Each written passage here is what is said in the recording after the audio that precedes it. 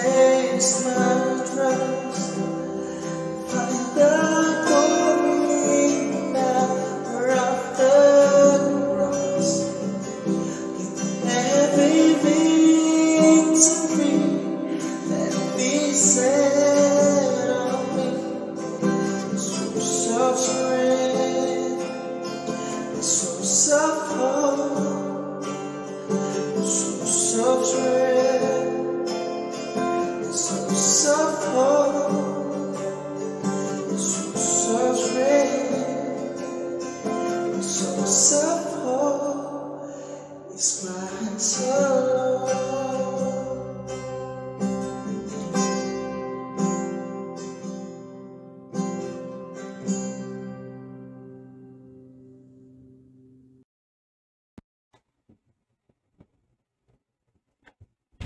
Good morning po sa ating lahat. This is the Gospel Family. Bago tayo magsimula, maaari po muna tayo manalangin. Give you praise, Father God. Exalt your holy name. Ama, maraming salamat, Ama, sa bagong buhay na pinikilip sa amin, sa bagong pagkakataon na ikaw mapaglingkuran namin. At salamat, Lord God, na dahil linisan po kami banal mong dugo, Father God, ang buhay, Lord God, namin karapat dapat sa iyong harapan. Salamat, Ama, kung unahan niyo po kami, Father God. Ibig yung salita, pagpalain niyo po, Father God. Ang anointing na dadaloy, Father God, sa bautisa. Maraming salamat sa pangalan ni Jesus. Amen. Yun. Ang tempo natin yung is about thirst is the value of the things that hope for. Yung luha na ito yung value sa mga bagay-bagay na inaasahan natin sa Diyos. Ito yung luha na sa pag ano natin sa Lord, sa pananalangin, sa pag-iyak natin sa Lord because of our nararamdaman natin sa Lord, yung presensya ng Diyos sa buhay natin, or yung bigat sinusuko natin lahat sa Kanya. Kaya ito yung thirst is the value of the things that hope for. Babasahin natin dito sa John 16 verse 20 to 23. Sabi dito, truly, truly I say to you, you will weep and lament, but the world will rejoice. You will be sorrowful, but your sorrow will turn into joy. When the woman is giving birth, she has sorrow because her hour has come, but when she has delivered the baby, she no longer remembers the anguish for the joy that human being has been born into the world. So also you have sorrow, but I will see you again, and your hearts will rejoice, and no one will take your joy from you. In that day you will ask nothing of me. Truly, truly I say to you, whatever you ask of the Father in my name, He will give it to you. Yun yung sinasabi dito, na yung naramdaman natin, yung sabi din yung pag-giving birth ng maranasan natin, pero iba yung saya ng pagkatapos ng pangyayaring yun. Sinasabi dito sa Biblia. Kaya hindi natin maiwas sa ating mga Kristiyano na umiyak dahil sa Lord, dahil sa naramdaman natin.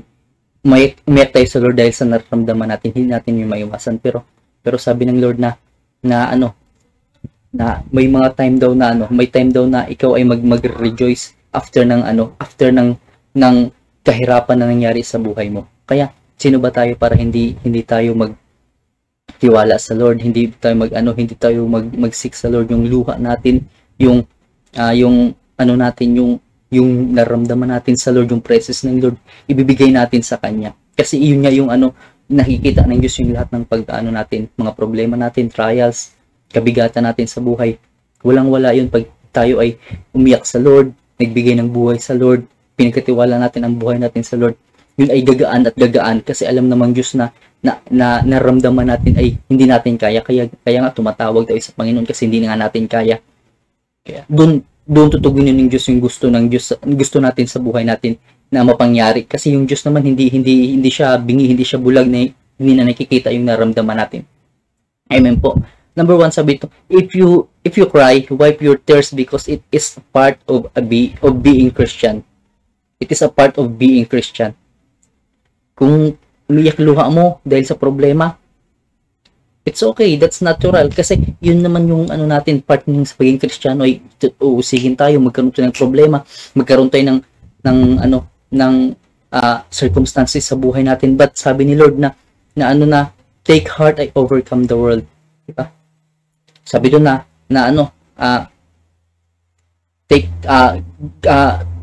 take up the cross and follow me. Natin yung sitwasyon natin sa mundong ito, iti-take natin as a Christian na mag-survive tayo dun sa buhay natin na nakasama si Lord kahit nahihirapan tayo. Sumunod tayo sa Kanya, yung mga kabigatan na naramdaman, yung kasalanan na meron tayo, natin yun. Tiisin natin yun. Kasi alam naman natin na nagkakasala tayo palagi, tiisin natin yun. Nahihirapan tayo, tiisin natin yun. Kasi alam naman ng Diyos na may patutunguhan yung pagtitiis natin dahil sa Kanya. Napakapalad natin. Kahit nagtiis tayo ngayon, kahit na walang-wala tayo ngayon, pero meron naman tayong Diyos na sinasandalan na mabait at hindi nagkulang sa buhay natin. Amen po ba? Sabi niyo sa John 16 verse 33. Sabi dito, John 16 verse 33 na, I have said these things to you that in me you may have peace. In the world that will have tribulation, but take heart, I overcome the world. Diba? I have said these things to you that in me you may have peace. Dahil daw sa kanya magkakaroon tayo ng kapayapaan. In the world you will have tribulation, but take heart, I overcome the world. Sa mundong ito may tribulation, naranasan natin, but take heart, I overcome the world. Sabi ng Biblia, sabi ni Jesus Christ, take heart, I overcome the world. Iti-take natin yung promises ng Lord sa buhay natin na i-overcome niya yung world. Amen po. Napakabuti ng Diyos sa buhay natin. Sabi dan, but take heart, God is more than our situation. Take heart, God is more than our situation. Nangyayari yung mga bagay na hindi pa natin naranasan doon. Yung mga guni-guni, ay yung mga rumors. Pero ano lang, it's just part of our sa living na natin sa mundong ito, sa pamumuhay natin sa mundong ito. May chaos, may kaguluhan, pero sabi nun, take heart, I overcome the world. It's part of being Christian. But take heart, God is more than our situation. Ang Diyos ay more than our situation. Siya nagpapatupad ng lahat ng sitwasyon sa mundong ito. Kaya sino ba naman tayo para mag-question sa Lord? Sino ba naman tayo para hindi sumunod sa Lord? Kasi lahat ng nangyayari sa mundong ito ay hawak niya. God is sovereign. Sovereign God. Alam niya lahat ng nangyayari sa mundong ito. Sino ba tayo para hindi magtiwala sa Kanya? Amen po ba? Number 2, knowing that God is willing you to brought you up of your situation. That God is our ultimate prize. Our mega jackpot. Knowing that God is willing you to brought you up of your situation. Willing ang Diyos na tanggalin ka doon, iahon ka doon sa iyong sitwasyon. That God is our ultimate prize, our ultimate mega jackpot. Kasi ang Diyos yung ultimate natin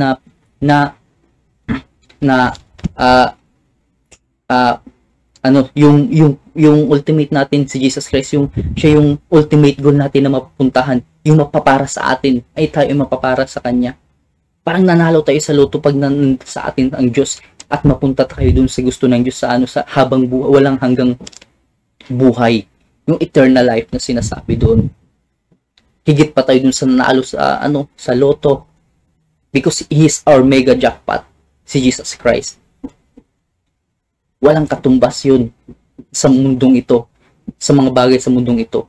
Lahat lilipas, pero yung our mega jackpot, our ultimate prize is Jesus Christ. Yun yung walang katumbas na kung anumang yaman dito sa mundo. Amen po. Napakabait ng Diyos sa buhay natin. Kaya sino ba naman tayo para hindi natin tangkilikin yung mga promises ng Lord sa buhay natin? Sino pa ba? Sino ba tayo para hindi tayo sumunod kay Lord? Sino ka? Ano ka? May kapangyarihan ka ba? Di ba wala? Diba? Si Jesus Christ siya yung namatay sa cross Calvary para sa ating mga kasalanan. Si Jesus Christ siya yung Diyos na nagkatawang tao para sa ating mga kasalanan. Siya yung Diyos na bumaba para sa atin. Kung anong kalagayan natin ngayon, tinake niya yun para maabot niya lang tayo. Hirap naman kasi na abutin tayo ni Lord na Diyos, na andun siya, Diyos na makapangyarihan, maraming full of angels, tapos ganto-ganto siya, maraming hindi, mamamatay tayo, hindi natin kaya yun. Pero tinake niya yung pagiging tao, tinake niya yung pagiging human para sa atin at maabot niya lang tayo. Namatay siya sa cross sa Kalbaryo para sa ating mga kasalanan. Kaya yung luha natin sa mundong ito, yung hirap, yung pait na naranasan natin sa mundong ito, wala lang yun pag tayo ay nasa sa Panginoong Hesus. Amen. Be consistent what the Lord's dealing to you. Consistent ka sa gusto ng Diyos, yung deal ng Diyos sa buhay mo. Kung ano yung plano ng Diyos sa buhay mo, kung ano yung pinapangako ng Diyos sa iyo at ano yung gusto ng Diyos sa buhay mo na pangyari. Your to God is the most precious things that you showed to Him. Yung luha mo sa Diyos na pinapakita sa Kanya, nagpipray ka, nanalangin ka, umiyak ka sa Kanya, ay most precious yun sa Lord. Tinitreasure yun ng Lord, nakita niya yung puso mo. At hindi masayang yun. It means that you're always depending to Him. Ibig sabihin yun, yung luha mo is always nagdepend ka kay Lord. Gaya ng isang anak na laging umiyak pag wala yung magulang niya kasi gustong-gusto niya yung magulang niya. Namimiss niya yung magulang niya. Hindi niya kaya pag walang magulang niya. Ganon tayo sa ating Ama, sa ating God the Father. Ganon tayo kay Jesus Christ. Nagdepend always tayo sa word, sa Diyos, sa Holy Spirit, hindi sa sarili natin. Kasi alam naman natin na siya lang hupa ng lahat ng naramdaman natin. Amen po ba? Kaya always keep yung gusto ng Diyos sa buhay natin, na maranasan natin siya. Maparangalan natin ang Diyos sa buhay natin. Kahit marami tayong pagkukulang, kayabangan, kapalaluan at kung ano pa man kakasalanan, yun ay alam ng Diyos sa buhay natin. Kaya magtiwala tayo sa Kanya na walang tayong lakas. Mahina tayo, kaya andyan siya para magdepende tayo sa Kanya. Amen po. Kaya ang Diyos hindi nagkulang sa ating lahat. Tayo lang nagkulang sa Lord. Pero mabait ang Diyos sa buhay natin kasi hindi niya tayo iniwan, ni pinabayaan man, ginutom, namatay. Hindi yung gusto ng Diyos sa buhay natin kasi mga anak niya tayo, ayaw tayong mapahamak. Binigyan niya kanyang buhay para sa ating mga sarili. He is a loving Father. Ang nagmamahal siya sa atin. Gaya ng mga magulang, minahal niya tayo, mga magulang natin kahit pasaway tayo sa mundong ito, sa pamamahay ng magulang natin, pero minahal niya pa din tayo. Ganun ang Diyos sa buhay natin. Hindi matumbasan yung pagmamahal ng Diyos sa buhay natin. Ng magulang, gaya ng magulang, hindi matumbasan yung pagmamahal. Ginagawa nila maghanap buhay, ginagawa nila lahat ng bagay, mapaaral ka lang, mapakain ka lang, mapalaki ka lang. Yun yung gusto ng magulang sa atin. Ganun ang Diyos. How much more yung Diyos na naggumawa sa ating magulang, gumawa sa buhay natin, sa mundong ito, sa lahat ng bagay. Hindi niya tayo pababayaan. Kaya keep your hearts always dealing to the Lord kung ano yung gusto ng Diyos sa buhay natin. Always depend on Him. Diba? Maging consistent tayo, sir. Kahit nanghina tayo, kahit nanghina mga puso natin sa Lord, pero hindi ang Diyos nanghina at hindi ang Diyos nagkamali na piliin niya tayo. Hindi ang Diyos na nanghihina para tayo ay palakas. Hindi ang Diyos nanghihina sa atin kahit tayo ay mahina. Hindi ang Diyos parang naumay, kumbaga, para palakasin tayo kahit makasalanan tayo. Kasi yun yung purpose ng Diyos sa buhay natin. Minahal niya tayo. Namatay siya. Sarili niyang dugo. Si Jesus Christ. Yung latay niya para sa ating mga kasalanan. Sino ba tayo? Kung wala tayo sa mundong ito, still Diyos pa din naman siya, God pa din naman. Pero bakit ginawa niya pa din tayo special sa kanyang paningin? Amen po. Always treasure yung pagmamahal ng Diyos sa buhay natin kahit makasalanan tayo. Amen. Jesus loves us so much. Kaya, let's pray. Lord, maraming salamat po, Ama. Grasya po sa buhay namin. Pagpalaan niyo po ang bawat isa, bawat nakikinig ang Jesus the Gospel Family. Bless niyo po always, Father God. Laging nakadepende lagi sa iyo. Kaya maraming salamat, Ama, sa pangalan ni Jesus. Amen.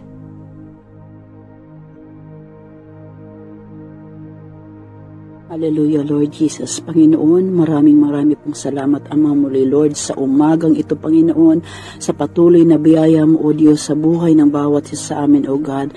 Lord, salamat at muli mo po kami binigyan ng pagkakataon na makalapit sa iyo, Panginoon, Lord God. Patuloy namin dinudulog sa iyo, Lord, ang aming mga puso, Panginoon, Lord God, sa umagang ito, Panginoon, Lord God. Tulungan mo kami, Panginoon, na ikaw lang ang maging laman ng aming mga puso, Panginoon, Lord God. At patuloy na ikaw, Lord, ang laging maghari sa aming buhay, Panginoon Jesus. Maraming pong salamat, Ama. Maging, Lord, sa ginamit mo, Panginoon, na naghayag ng iyong mga salita, O Diyos. Patuloy, Ama, ng mga salita mo, O Diyos, na aming napapakinggan, Panginoon, Lord God, ay tumimo sa puso ng bawat isa, Panginoon, na nakakapakinig ng iyong mga salita, O God. Lord, salamat sa iyo, iyo, Panginoon Lord God, dahil ikaw ang Diyos na hindi nagkukulang, ikaw ang Diyos na hindi nagpapabaya, Panginoon. Kaya lalo naming ilapit sa iyo ang aming mga puso, Panginoon Lord God. Ikaw lang, O Diyos, ang maghari sa aming mga buhay, Panginoon Lord God. Dalangin ko, Ama, sa lahat, Panginoon, ng mga anak mo, Panginoon, na sa oras na ito, Panginoon Lord God, ay nakakapakinig ng mga salita mo, O God. Dalangin ko, O Diyos, na patuloy kang maghari, O Diyos, sa buhay naming lahat, Panginoon Lord God. Lagi naming i-connect ang aming mga sarili sa iyo, Panginoon Lord God. Dahil ikaw lang ang aming buhay, Panginoon Lord God. Ikaw lang ang aming Diyos na nagbibigay ng kapayapaan sa aming mga puso. Ano man yung mga pinagdadaanan ng bawat isa, O God. Lord, ikaw ang Diyos na hindi nagpapabaya, Panginoon. Kaya sa oras na ito, Panginoon, patuloy kong dinudulog sa iyo, Lord, ang buhay ng mga anak mo, Panginoon, Lord God. Patuloy kang kumilos, Panginoon. Patuloy kang mamagitan, Panginoon, sa aming lahat, Panginoon, O God. Marami pong salamat, Ama. Patuloy ka naming pupurihin, dadakilain at sasambahin sa tayong pangalan ni Jesus. Amen and amen.